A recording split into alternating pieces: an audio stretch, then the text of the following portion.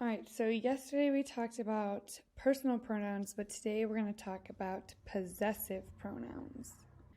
So I want you to think, have you ever fought over a toy with a cousin or a sibling? You know the kind of argument that happens when each person grabs one end of the toy and a battle of tug war begins. And then someone shouts, "It's a mine!" Well, that's usually heard, and then little did you know that in the midst of that argument, you were actually using a possessive pronoun. When you said, "It's mine," mine is a possessive pronoun. So again, possessive pronouns are simply the replacement team for nouns. Remember, just like we talked about a soccer game with substitute players, that's again possessive pronouns. And the noun phrases that run the risk of sounding repetitive. So instead of saying the same thing over and over, we can say our pronouns.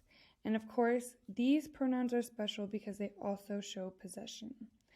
One of the best ways to understand possessive pronouns is to know how they function in a sentence.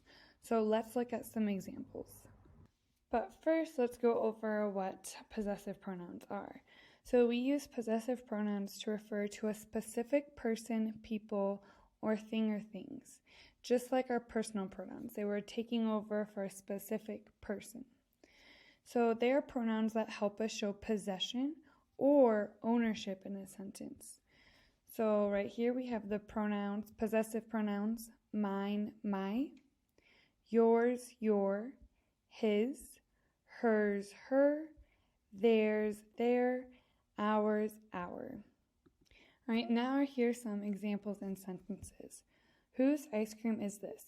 It's mine. I'm saying whose it is. If I was the one speaking, I would say it's mine. I wouldn't say it's Miss Madsen's. Since I'm talking, I use the possessive pronoun mine. So now we're going to use, there's just going to be two sentences, and then they're going to be the same, but we're taking the noun and changing it to a possessive pronoun. So if we say Jessica's sweater is off limits, and I'm Jessica, I'd say my sweater is off limits. Jacob's dinner is ready. If you're Jacob, you could say your dinner is ready. Now, since we know we're talking about Jacob, could you bring Jacob's tea out to him? Could you bring his tea out to him? So instead of saying Jacob's, we're saying his, showing possession of whose tea it is. Remember not to judge a book by its cover. So whose cover are we talking about? We're talking about the book. So we're putting in a possessive pronoun.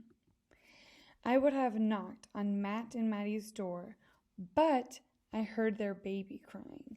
So since we know whose door it is and whose baby, we don't have to say, I would have knocked on Matt and Maddie's door, but I heard Matt and Maddie's baby crying.